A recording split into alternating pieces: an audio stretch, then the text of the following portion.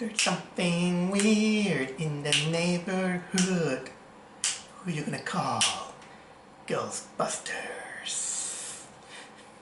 As you can tell, I just came back from watching the latest entry of the Ghostbusters franchise, which is none other than Ghostbusters Junior. Yeah, I know it's called Ghostbusters Afterlife, but I think I said it in previous videos that ever since I saw the trailer and realized that the main cast in this movie is gonna be children, I just had to name it Ghostbusters Junior because that's how it felt. It felt like a Ghostbusters that is just for kids, and yeah, so I thought it was fitting that it was gonna be called Juniors. Oh my god, Ghostbusters. Where do I stand with the franchise? Well, let's say that I was one of those 90s kids that grew up watching the cartoon series, the real Ghostbusters. But I also did enjoy watching the other Ghostbusters, the one from Filmation. The one that has the gorilla in it. So yeah, I saw both Ghostbusters and the real Ghostbusters. That's the biggest thing I do remember watching this series, but I do remember that I did start out watching Ghostbusters 2. This one actually I do have a bit of memories in it because I saw that movie while I was in the attic of one of my relatives. And man, that it was some kind of an experience. And it took me like 20 years to then finally watch the first movie, even though I begin to hear like, wow, that movie is great, and then it's kind of like a gem, because everybody who talks about Ghostbusters, everyone says that, wow, the original movie is a total gem, it's great and everything. And you know what? I do have to agree, because this year I did rewatch both Ghostbusters and Ghostbusters 2, and it still holds up. The only things that I don't like about the original Ghostbusters is that people are technically really getting out of their way to censor the film to hide some of the profanity, just to make it more kid friendly, because even children are they really like Ghostbusters. But honestly, the producers and movie creators, apparently they weren't kids themselves, because they are afraid about lines in which, for example, someone said, okay, it's true, this guy has no dick. Yes. Yes, so that's my kind of like my stance on the original Ghostbusters, but it still holds up. It's still one of the most beloved comedies in it, which of course it brings out some of the likable aspects of these beloved actors. You know, Harold Ramis, Dan Aykroyd, Bill Murray, Ernie Hudson, Annie Potts, and Sigourney Weaver, and of course what was it? It's Rick Moranis, and I always struggle to remember the guy who played Walter Peck. But either way, they always try to keep that franchise alive. But I did saw some other stuff that are related to it. For example, many people tend to forget that there was Extreme Ghostbusters, which was kind of like in the late 90s, kind of like a sequel to the original Ghostbusters. And that one kicked ass. I really liked the team dynamic that Extreme Ghostbusters had. I did also read the comic of Ghostbusters meets the Teenage Mutant Ninja Turtles. It was fun. Sorry about that. I did also watch a fan film about the Boston Ghostbusters. or it was Denver. I don't remember. It was Boston or Denver, the Denver Ghostbusters, in which I like the idea that they kind of branch out. Uh, there's even one in which from those same guys that they even made the Ghostbuster fight Freddy Krueger.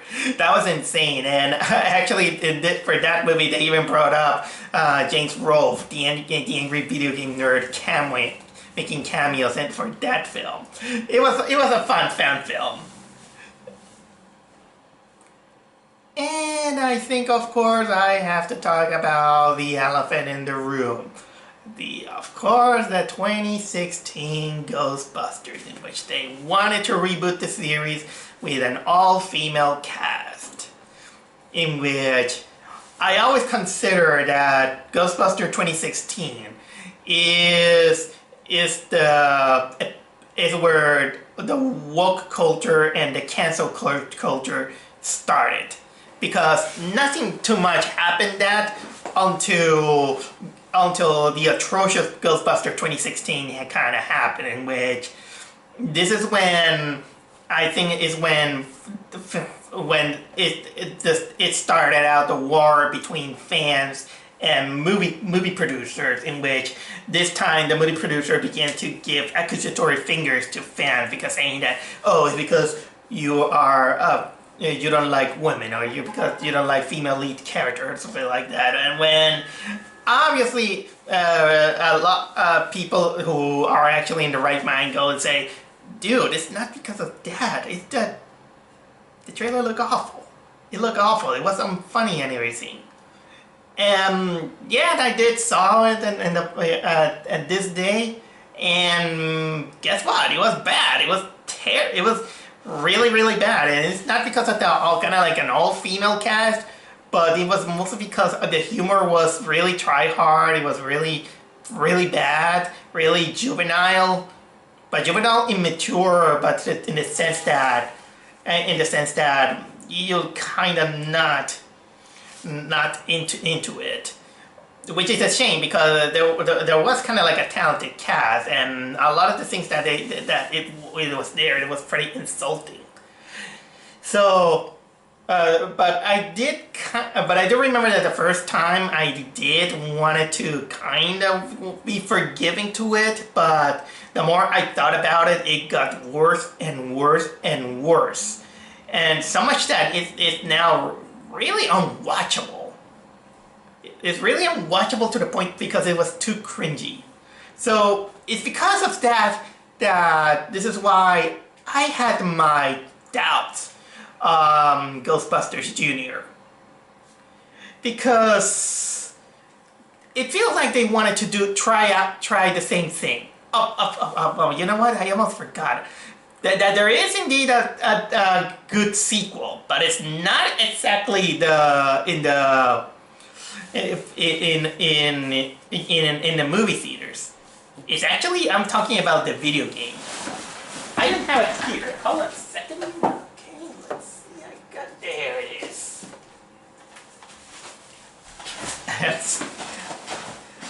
I got right here the PlayStation 3 copy of Ghostbusters the video game, in which the story and the ideas was written by even some of the cast themselves, and even it has the main cast reprising their role. Which probably this kind of is the last testament of Ghostbusting that we had from Harold Ramis before he passed away.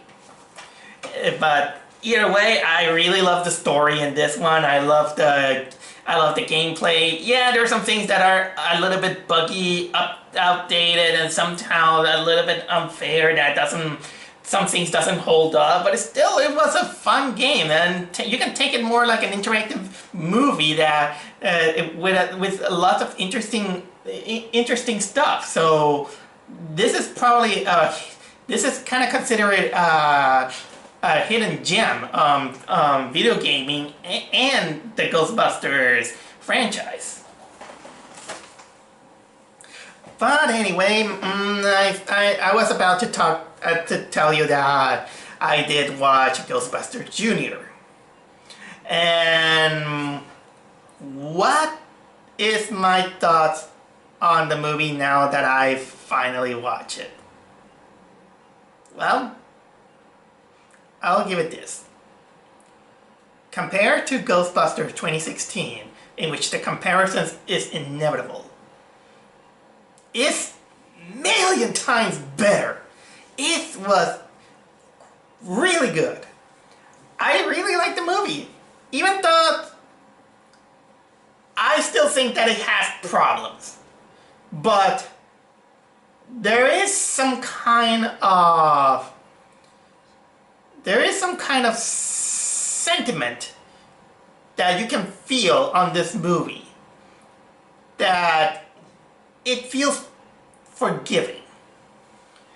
Let's say that the best way I can describe about this movie is that it's like if a child makes this drawing, and well, the child is kind of prodigious. He gets out close enough of a good drawing, but you see, like, there's some things that are really wrong, that it kind of mars it. But then you watch the child apparently you see that it give it up all with his heart. He poured his heart and soul into it, his love to you, almost like a parent. And so to the point that you get affected by those puppy dog eyes and say that, hey, you know what? I love it. I really love this. I love this work. I love you, but can I be a little bit blunt? I think you make something here and there and there and something like that. Yeah, that's the same reaction that I have with Ghostbusters Junior, in which honestly it's a good material. You can tell that there was some genuine love in making this movie. And speaking of children in this one, the movie, what was it? The movie, I think it was directed by, it was directed by Jason Reitman, who is the son of Ivan Reitman, the original creator of the Ghostbusters. I think I'm not 100% knowledgeable, but still, man, I felt like I was about to dread this movie, but I didn't. I didn't dread it. I just came out with a little bit of a smile on my face, but at least I have to feel that there are some concerns that probably harms the movie more than it benefits. And it's weird enough, because this is one of those movies that it also divided the audience. And it kind of in the opposite, kind of similar to the Eternals, in which critics hate it, but the general audience loves it. Although here a little bit on the difference is that, well, I am more on the critic side for the Eternals. But in this case, I am actually a little bit favoring the audience, even though there's some problems that I do want to address with this film. But either way, I think I talk enough background about me and my relationship to Ghostbusters. So I have to talk about Ghostbusters Junior. So the story again centers on what I do call a middle-aged syndrome movie, in which it's another one of those movies in which it kind of hits you in the head of reality, saying that, okay, all the old property that you grew up to love when you were a child, they're now getting old, and now you have to give it to a new generation or something like that. I'm mostly kind of more inclined to call it a legacy syndrome, because I'm seeing a lot of those in which they're kind of passing the torch from old property or something like that. But mostly I call it middle-aged syndrome to make it a little bit more sad, because I know that aging is aging sucks, and that some of the property that you grew up and loved from the other one, well, we're getting older or something like that. Some things hold up, and sometimes we try hard to preserve. But either way, they kind of missed the point on saying that, well, yeah, sometimes it's better to leave, cartoon characters or sometimes characters as immortals, that we're living lots of stories with them. But that's mostly in the depending on the kind of story that you want to make. But anyway, okay, in this one we got the story centers on Egon Spengler's daughter, who she also has two grandchildren, one named Phoebe and the other one named what was the name, Trevor. This family, well, they're evicted from their home, and now they move into Egon's old house in the middle of kind of nowhere, and now that he passed away, of course, and well, or according to the intro, he got killed, and then once they settle there, our protagonist, which is of course the granddaughter, Phoebe, she begins to discover that, well, her grandfather had probably a good reason to, well, abandon everything. He abandoned his family, his friends, and everything, and then he became kind of like a hermit in a farm trying to hold something, and then she finds his legacy. She gets awed by it. She meets this other kid, and who he doesn't have technically a name. He's called Podcast.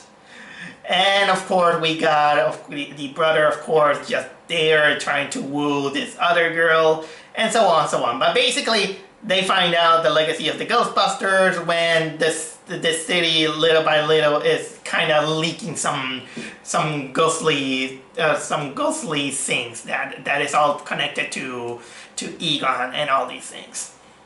So basically, I did like the story so far. Although in a way, I kind of wish that it shouldn't be involved.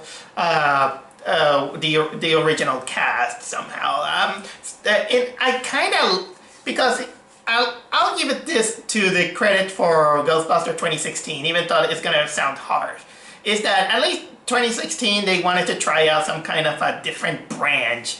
Although 2016 they did it miserably.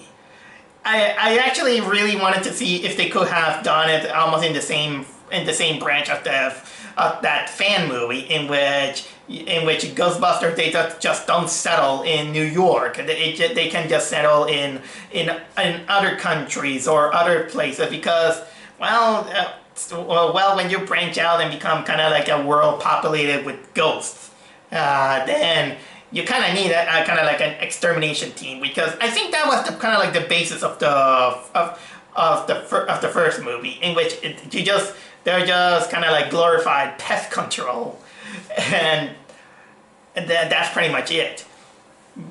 And while I was a little bit rolling my eyes on this legacy middle-aged syndrome feeling on this movie, I was beginning to dig some of the little things that it had. For example, I did like Phoebe's. I like Phoebe's kind of like interest on her grandfather, and she has this tension with her mother, because the mother is Egon's daughter, and since he technically abandoned her, the mother kind of had this disdain to science, and even even her father. It's almost like she just doesn't. I like that it's also kind of natural, in which it feels like you don't want to know about this family member who gives you great harm, I like that. I like that aspect.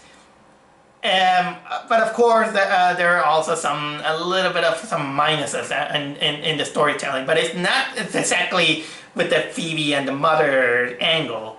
I will say that there was also this mini subplot that it just kind of there just to be kind of like something, which is of course the brother Trevor. What was it, Trevor? He he just started out being kind of like this bratty, whiny kid until he just trying to hit on this other girl who I think she calls herself Lucky. Lucky. And basically this kind of romance is just kind of like a lazy setup to form kind of like a team of children and stuff like that. You know what? For me, it's hard to talk about the movie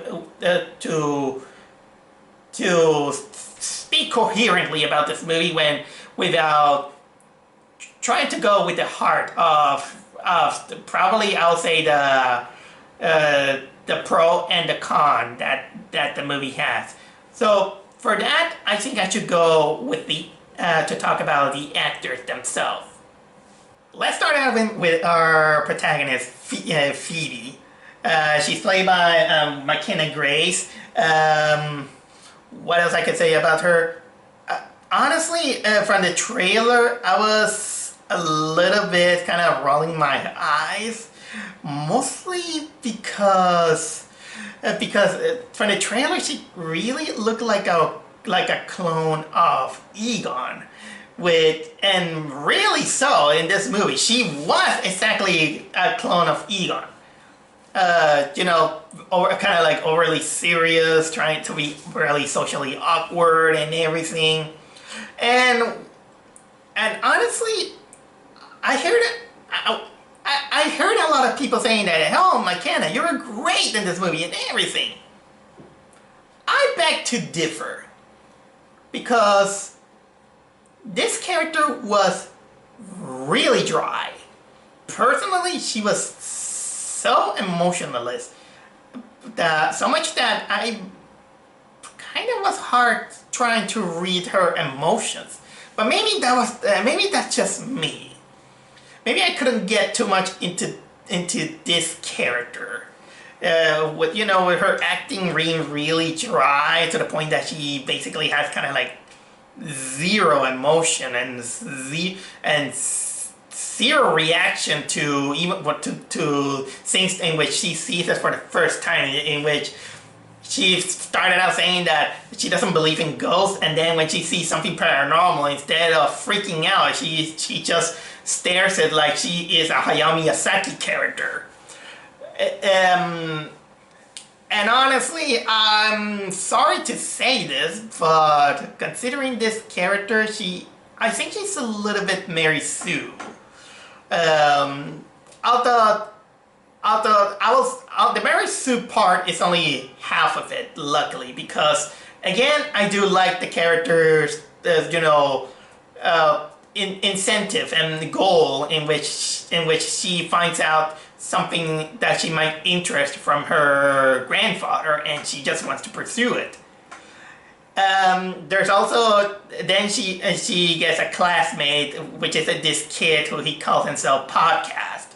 He's played by Logan Kim, and this character, he was basically my favorite character because of all the characters in this movie. This is the kind of like the closest thing to give out some genuine children emotion, and he does it. And he's kind of like the Goonies aspect of this kid, and he's named Podcast mostly because he practically has this kind of like this reporter vibe. He has his own podcast, and he carries around, all this recording equipment. And so basically, I really like this. This kid is a little bit kind of like the short round from Indiana Jones and Temple of Doom. But honestly, I like it. I like this kid. I like the kid. He's the kid that actually cracked a smile out of me. Sorry about that. Then there's Trevor, the brother, which is Phoebe's brother. He's of course played by Finn Wolfhard. You know, the kid from Stranger Things, which is really coincidental because this whole movie feels like a big,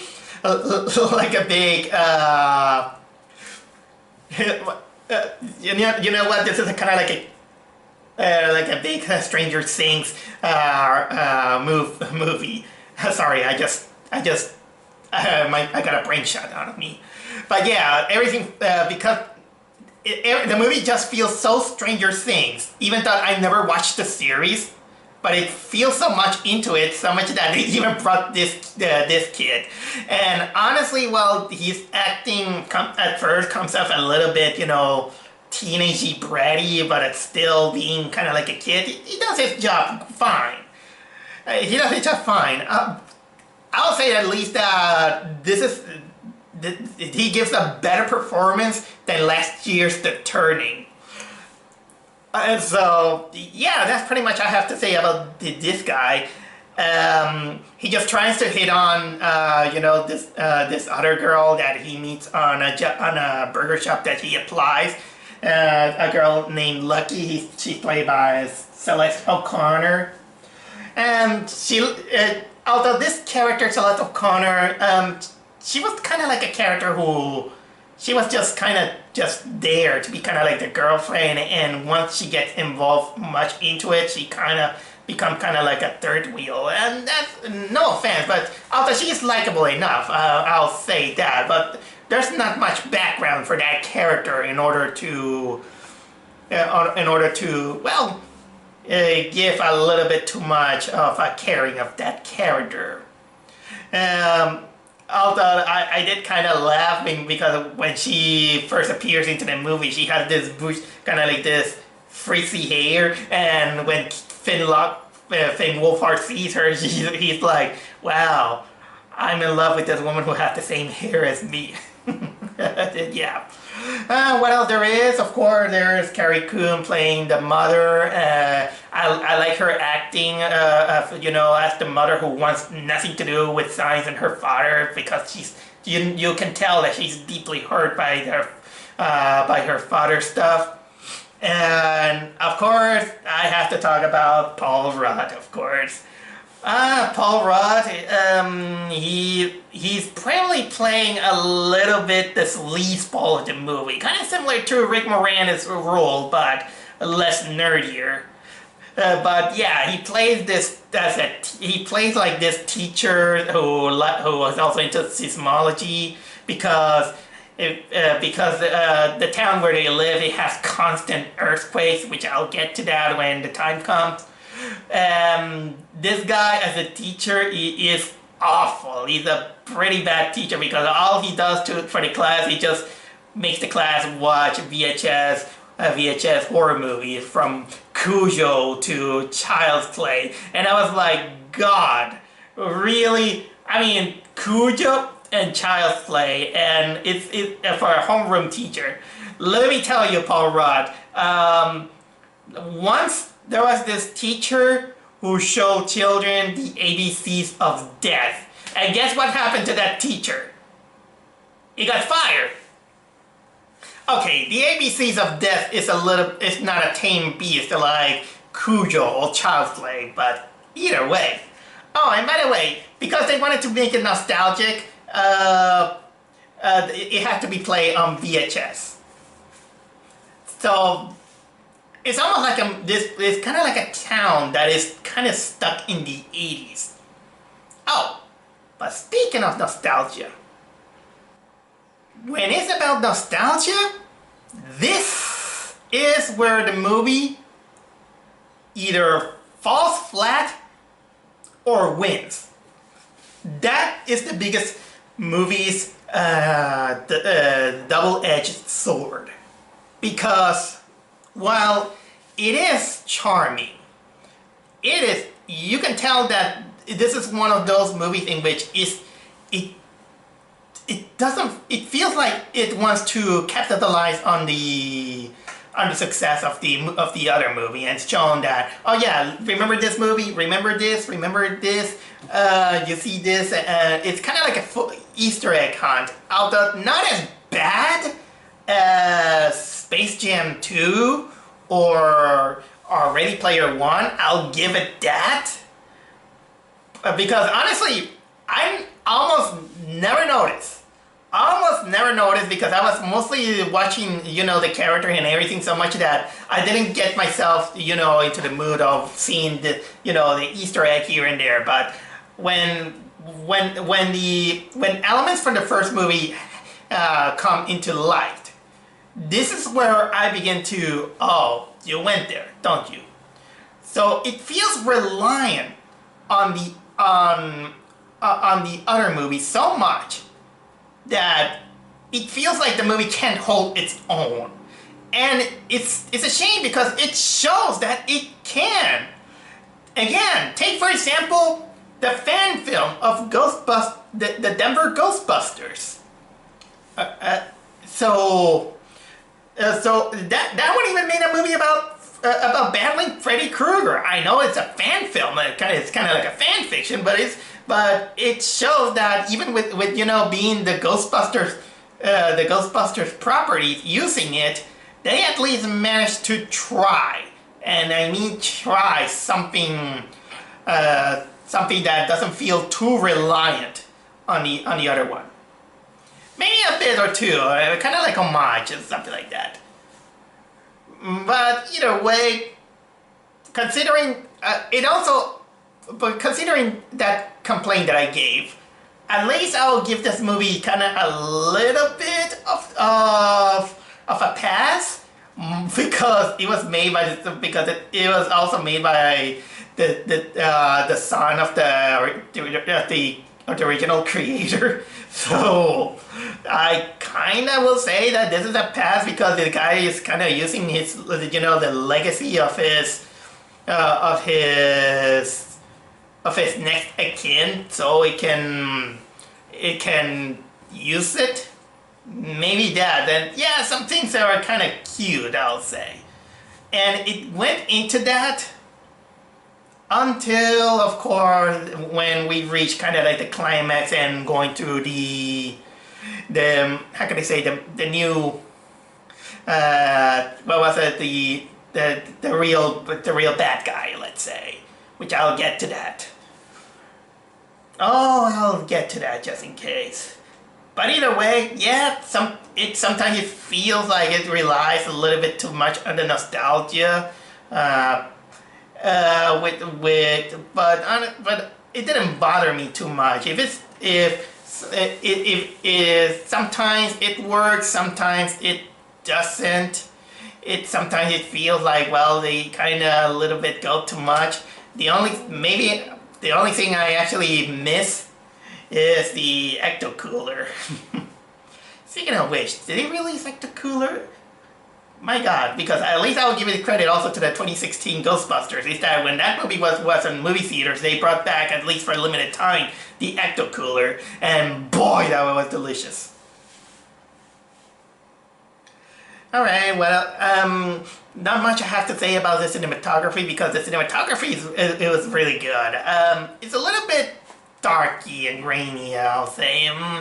Almost like it feels like it wants to rain, but I really love the shot, and there were some good effects into it. Sometimes they wanted to replicate, real life dead people into it. Although this is something kind of like a technology that kind of scares me.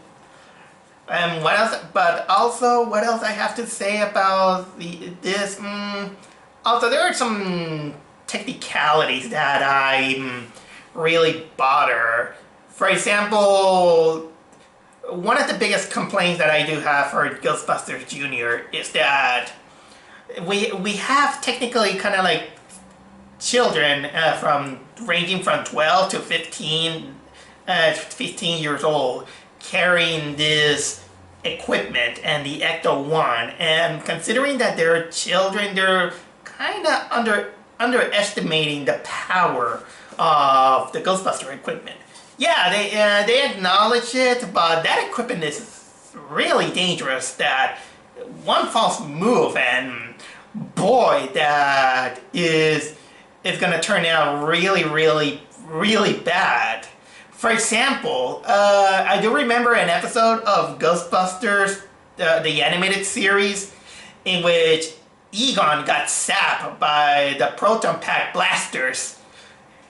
And I remember that he almost, not only he almost didn't come out alive, he, out of for the silliness of the cartoon series, I remember that in that episode, Egon begins to de-age. That's pretty much I vaguely remember from some of the consequences of being zapped by a proton pack. Although that movie also shows up that a blast from that proton pack, it caused a lot of collateral damage. And then seeing a 15-year-old kid driving a car with huge equipment. Although don't get me wrong, maybe because the kids are too smart for to become Ghostbuster, they can handle technology like that. You know what? Maybe I'm a little bit overanalyzing this. Although there's a little bit of technicality that I want to mention is the scene of Paul Rudd in Walmart. You see in the trailer with the little Stay Puft Marshmallow Kids and everything. The biggest complaint I got, and actually it's a useless complaint. The biggest thing I have with this scene is that it's probably the most deserted Walmart I have ever seen, because they have all this stuff happening and the only client is Paul Rudd. Well, not just the only client, maybe the only person in the world, because there wasn't a single person in it. There wasn't nobody. So, the most deserted Walmart in the world I have ever seen. Oh my god, that came out a little bit wrong.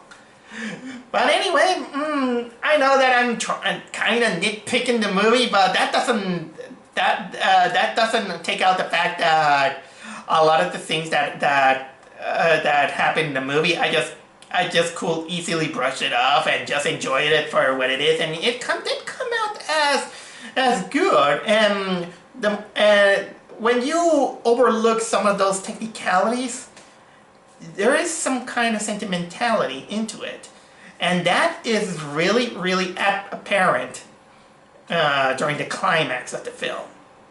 Before I go with the spoilers that I do want to talk about, I do want to say that despite all the kind of like the technical, logical, and some dry aspects that I did find with the movie, I do felt that there are indeed some genuine moments of sweet, how can I say, care, love, sincerity, and to the point that the climax, while there are some aspects that you're gonna roll your eyes, you can see that there was some kind of intention that they just wanted to close off a certain chapter, and it comes out not just bittersweet but also really charming. And honestly, it gave me a little bit of a teardrop on my eyes, considering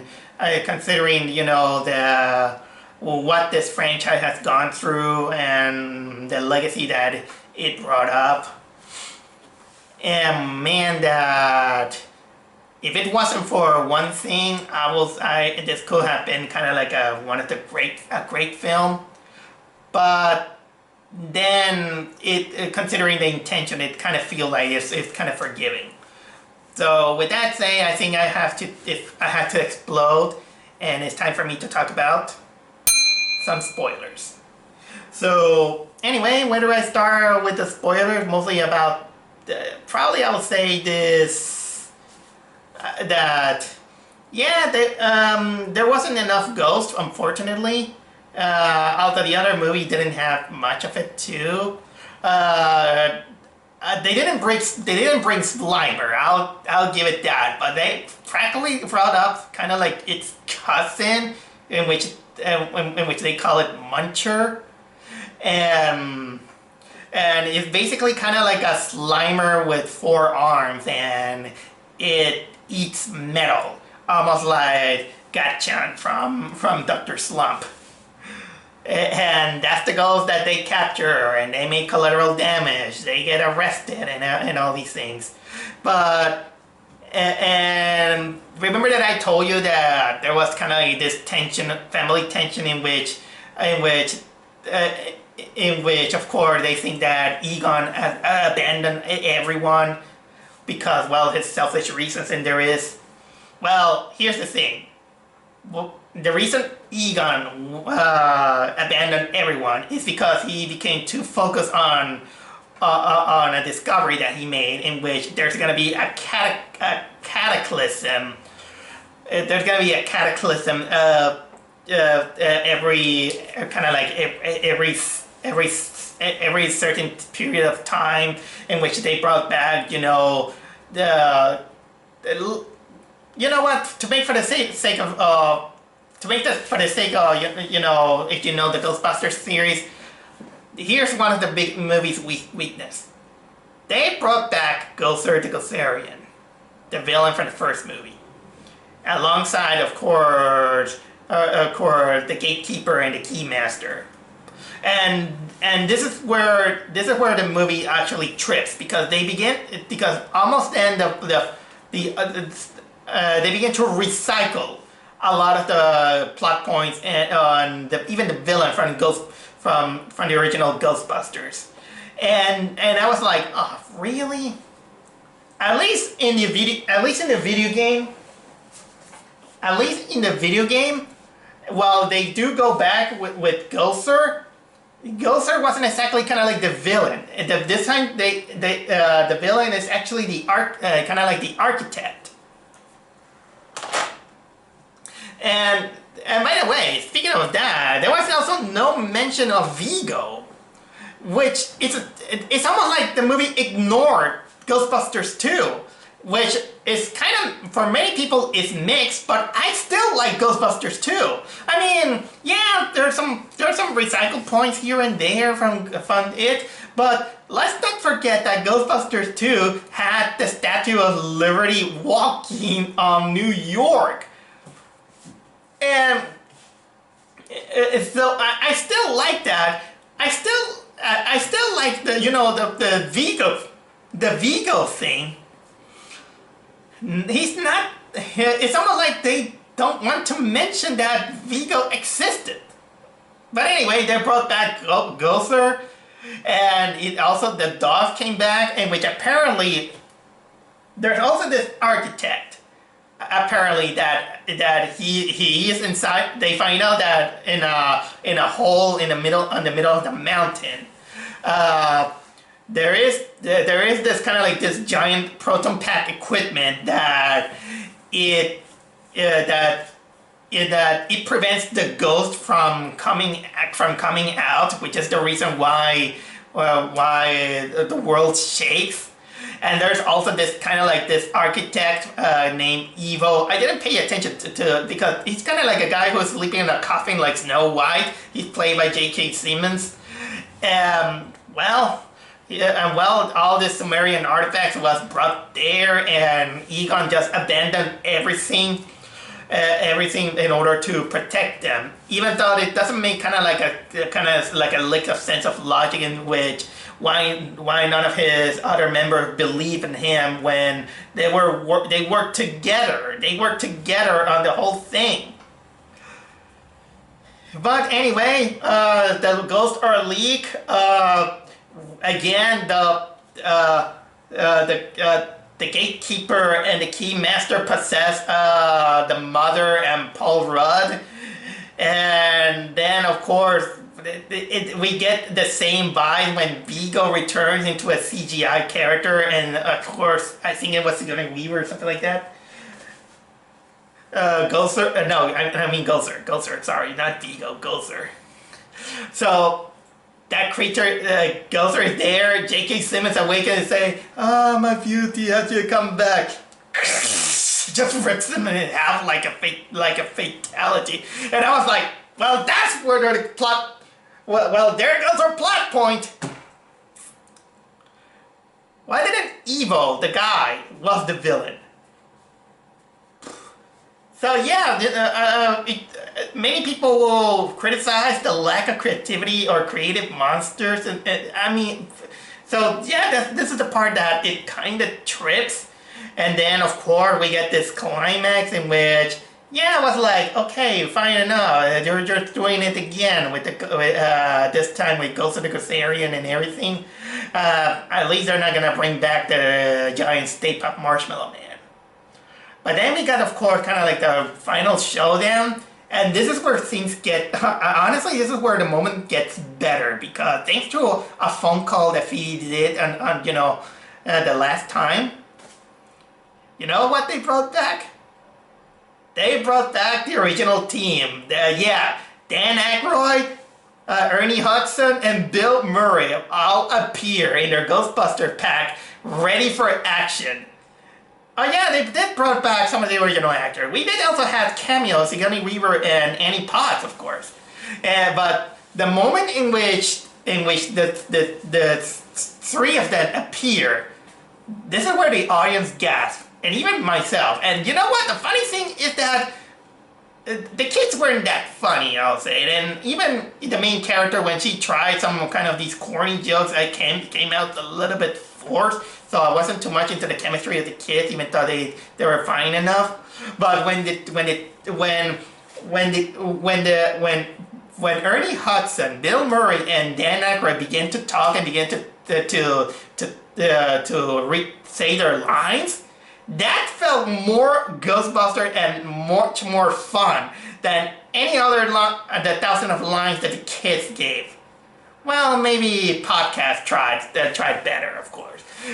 But anyway, that was kind of like a moment. But of course, we got kind of like this showdown, and and during the final confrontation, they did make a ghost Harold Ramis as finally, joining everyone to finally defeat Ghostler once and for all. And then we got the final moments of the movie, in which, of course, we also get a kid, bath in marshmallow. But then we got, of course, the moment in which it felt like a genuine send-off to Harold Ramis, and that one was kind of like the most sincere and the most tear-jerking moments of it, because, man, that during all these moments, these few moments with the original actors, it gave more meaning than what 2016 did. I mean, let's look over what 2016 did. 2016, what did they did? They got Dan Aykroyd, a taxi driver, spouting out something. We got Ernie Hudson complaining about the car. And of course, we got Bill Murray as a skeptic and gets killed unceremoniously. But in this one, we got them playing as the actors and given this time the proper send-off that it needed. So much that even the movie ends with the letters for Harold.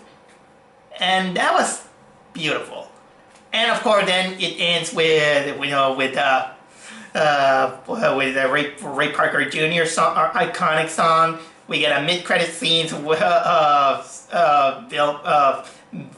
Venkman and Sigourney Weaver, doing the electric shock moment in which that was also kind of cute.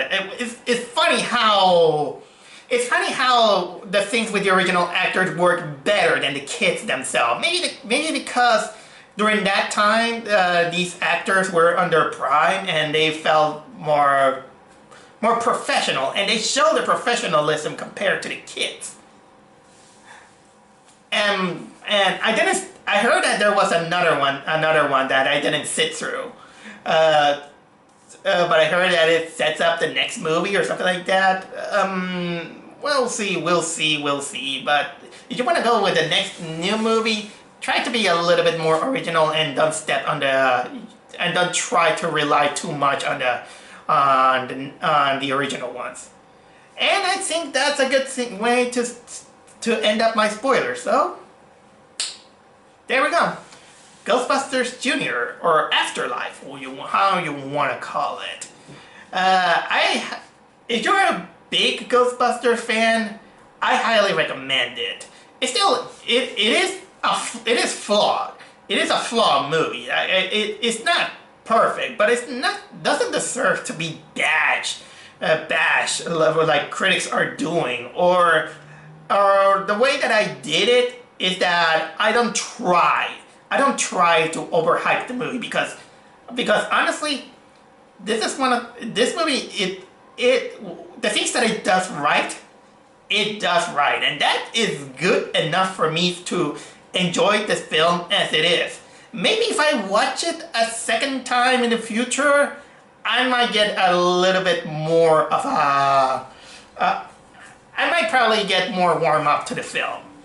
But as it is, well, it did good. I really enjoy it. While I still like as a sequel this one better. And of course, it does a million times better than the 2016 version. But anyway, this movie did well. I don't know how it's gonna do it on the box office, but either way, I just hope it busted, because, well, busting feels good. Ghostbusters.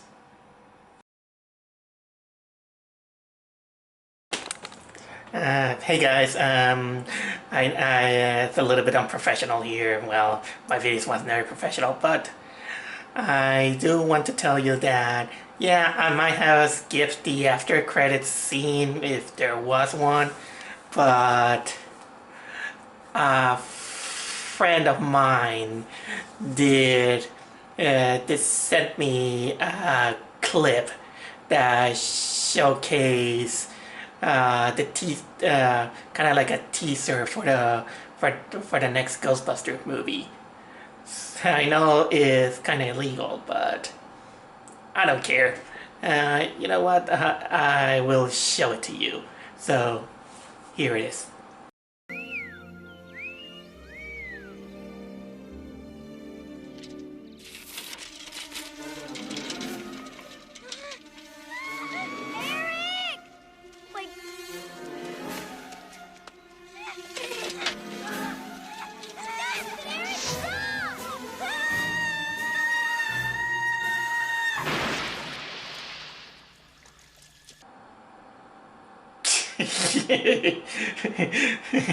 What do you expect from Paul Rudd?